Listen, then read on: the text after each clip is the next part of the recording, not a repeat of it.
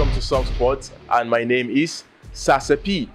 And you know what, guys? I've got somebody looking stylish here. I mean, you're looking like the African or the Nigerian Paulo Costa or the Borachinhal, with your beautiful, you know what I'm saying?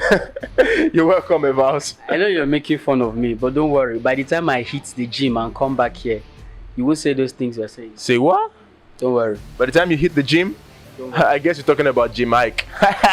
Okay, guys, you're welcome to Soft Sports once again. Yeah, and today we'll be talking about football. Yeah, and we shall be doing the reviews and previews of the UEFA Champions League and the UEFA Europa League. I think we should start with the game between Chelsea FC Porto. Let's start from there. The Blues versus the Blues. Now, in the first leg, Chelsea defeated them by 2-0, but then in the return leg, FC Porto won by 0-0, but Chelsea qualified. Yeah, that is one thing about the UEFA Champions League. When it gets to the quarterfinal stage, sometimes it's not about how you play. Yeah. It's about qualification. So you just find a way to qualify. Play well, don't play well. Just do the most important thing, which is scoring the goals when it matters and defending when it matters.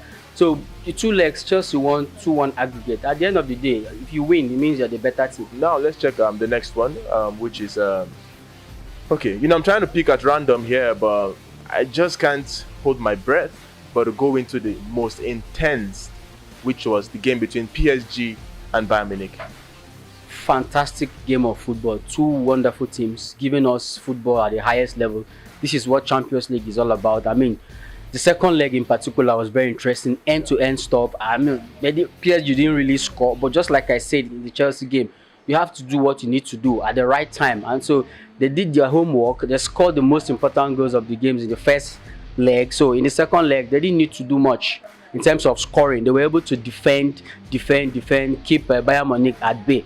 And at the end of the day, the away goals was what saw them through. I think they deserve it. Yeah, they really, and again, if you check it, they should have had like 2-3 goals. I mean, Neymar hit the post, hit the crossbar. And something happened. Bayern Munich did the unimaginable. They drew, they won, and they lost at the same time. I don't know if you understand. Yes, I do understand. It's one of the beauties of the Champions League, UEFA Champions League football. Sometimes you win, you draw, you lose. At the end of the day, we'll now be talking about away goals, rules, and all that. So those things come to play. It's interesting. Okay, let's go down to another one, which is the game between Real Madrid and Liverpool.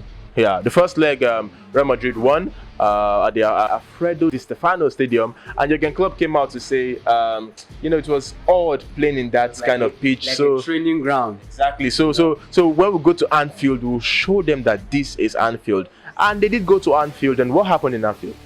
Well, I think Liverpool are beginning to take this Anfield thing to a different length entirely. We all know Anfield is a fortress. It's difficult to play there. Barcelona can testify. Sorry, Baka. But we're talking about an Anfield without a crowd. So sometimes these things just, when you're so used to playing with such a huge crowd close to the pitch and you're winning games, when they are not there, it's like your 12th man is not there. Something leaves you. But Real Madrid, fantastic team. They had to do what they needed to do in the first leg. Dominated the game, scored the important goals. In the second leg, Liverpool actually played well. If you ask me, they actually played well. But at the end of the day, Real Madrid, they are a very experienced team. They are the best team in the Champions League, so they knew what they needed to do to qualify.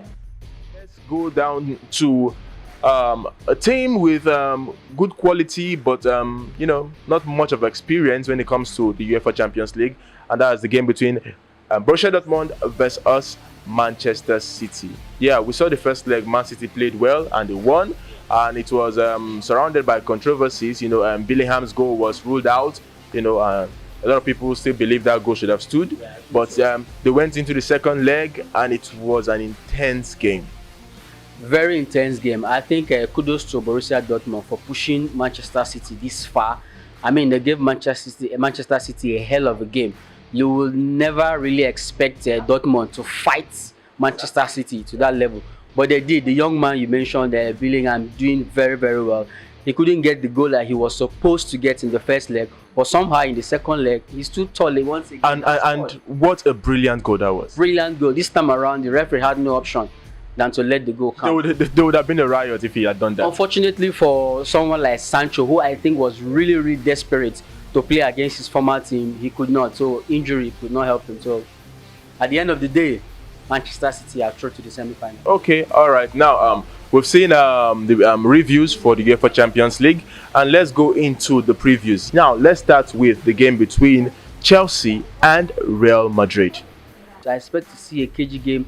Thomas Tuchel's side trying to play safe. Real Madrid, at the other hand, too, trying to play safe. I don't know if Sergio Ramos and Carvajal and the rest will be back then, but it will be a very interesting game. Maybe the experience of Real Madrid at this time will just be a bit too much for Chelsea. Okay, let's leave Chelsea alone and Real Madrid, and let's go to the next one. The game between PSG versus Manchester City.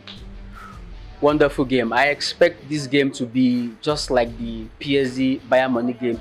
Two fantastic teams with a lot of quality players, especially in the attack, going head to head. So it's going to be bomber to bomber per se. The last time Mauricio Pochettino played in the UEFA Champions League semi-final against Manchester City, against Pep Guardiola, he won, he qualified. So this time around, it could be an opportunity for Pep Guardiola to come back and revenge. But the game is not just about the two managers, it's about the two clubs. So we expect fireworks from the two teams. Okay, now we've talked about the review and the preview for the Champions League. But yes, we've got somebody who has something to say about the UEFA Champions League.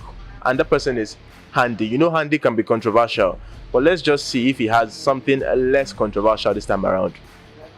Liverpool could not pull the revenge that they all sorted for. That's a painful one. You know, when Real Madrid got to Merseyside, they might have spent the night at the Titanic Hotel at Merseyside. But on Wednesday night, it was Liverpool who sank. I feel hurt that Man City made it to the semi-finals because I predicted Borussia Dortmund to see past Man City. Manchester are through to the semi-finals for the first time under Pep Guardiola in the UEFA Champions League. It's a big one, and it's going to be a big matchup against PSG. Down to the next one, which was PSG versus Bayern Munich. That was one of the most interesting matchups you could ever see in the UEFA Champions League quarterfinals. Bayern must have been hurt without their main striker in Lewandowski, but I was really, really impressed with the Mourinho-like pattern that PSG came through with. Because they ended up packing the bus and using the counter with the likes of Kylian Mbappe and Neymar, who are both world-class players that they used in hurting Bayern Munich in the first leg. They ended up winning 3-2, which the away goals helped them, even though they lost 1-0 at home to Bayern. Okay, now we've heard from Andy. Yes, I think he was less controversial this time around. Yeah, and for his predictions, yeah, he got some right, but he didn't do well in some, like the game against Man City and Dortmund. He said City will qualify, but he said Dortmund will qualify, but City did. So better luck next time, Andy. Now let's go down to the UEFA Europa League, and let's start with the game between Ajax and AS Roma. AS Roma defeated Ajax across 2 legs, and they qualified. But we saw some interesting things happen, like missed penalty. Yeah. I mean, I expected Ajax to go through. I think AS Roma have been kind of inconsistent, but at the end of the day, it was Roma that went through. Ajax had the game in their hand in the first leg. They scored the first goal, and they had a chance to double it, but Dusan Tadic missed a penalty, and then Roma scored to equalize, and eventually won the game very late. So they knew what they needed to do in the second leg, which is to avoid a defeat, and that was what they did, and they are through to the semi-finals. So congrats to them. Yeah, congrats to the Italians, and let's go to the next one, the game between Manchester United and Granada. Yeah, it was an exciting game, but personally I was underwhelmed by the performance from the Spanish side. I expected them to do better, but they didn't thrill me at all. And Manchester United played like a big team that they are. For this particular game, actually, they really played like a big team. They showed their class. They were just too good for Granada, home and away. Dominated the whole game, scoring goals. The likes of Rashford, Cavani, Pogba showing their class. So, I mean, there was a huge gulf of class there between Manchester United and Granada. Manchester United are through to the semi-finals, and that's it. Okay, congrats to the Red Devil. So yes, let's go down to another one, which is the game between Dinamo Zagreb versus the Yellow Submarines, that is Villarreal of Spain. Yes, led by Unai Emery, arguably the most successful manager in the Europa League. Yeah. Yes, and Dinamo Zagreb, don't forget, they knocked out Tottenham from this competition. Yeah, and we thought they would put up a fight, like a strong fight against Villarreal, but it didn't go quite as planned, yeah? Yeah, they couldn't put up a strong fight against Villarreal because this is Villarreal we're talking about, not Tottenham Hotspur, a team that got knocked out by Dinamo Zagreb without a manager and all that. Villarreal were just too good. Like you say, they had the most successful manager in the Europa League. His experience will always count. So they were able to win these games home and away, qualified with a 3-1 aggregate within 2 legs. And they are through to the semi-finals, where I think will be their last bus stop. Hold it, last bus stop, like your one conductor on the Joe Legba. Okay, let's go down to this one, yeah. The quarterfinal game between Arsenal and Slavia Prague. The first leg was played at the Emirates Stadium in England, where Arsenal took the lead, but we saw Slavia Prague equalize at the nick of time, and it sent the Arsenal fans into a world of pessimism as they thought their team would be knocked out. But they changed the narrative and they came in the second leg and they defeated Slavia Prague in a fantastic style. I mean, you can talk about fantastic 4 because they won by 4-0, yeah? Yeah, the first leg, Arsenal didn't really do so well. They were not really good enough. They had chances to win, no doubt, but the general performance wasn't good enough. So you could understand why a lot of Arsenal fans were angry and all that and were disappointed with the performance. But in the second leg, Arsenal showed class. I've always talked about Arsenal and Slavia Prague not being mentioned in the same sentence. But because the current Arsenal is another former big team, just like Manchester United. So that's why we are even seeing this as a contest. But the second leg, like I said, Arsenal dominated from start to finish, scoring 4 fantastic goals. I don't know what really happened. Within 6 minutes, 3 goals and all that. Would have been more than that if not for VAR and all that. Some of the black players took it personal and decided to kick racism out of football. It was a dominant performance by Arsenal, so congrats to Arsenal. Let's talk about the previews and predictions. We'll be seeing AS Roma play Manchester United in the semi-final of the UEFA Europa League. Now, who goes through? It's going to be a very interesting game. We'll see Manchester United welcoming back 2 of their former players, Henrik Mkhitaryan, Chris Smalling, and they'll also have to battle against players with English Premier League experience like Pedro, like Edin Dzeko. So expect an interesting game. The last time Manchester United played AS Roma in a European game, they won 7-1. It's a game AS Roma fans will not want to remember. But it's an opportunity for the AS Roma players to erase that memory. So I see a cracker, but at the end of the day, I feel like Manchester United may just be too good at the end of the day.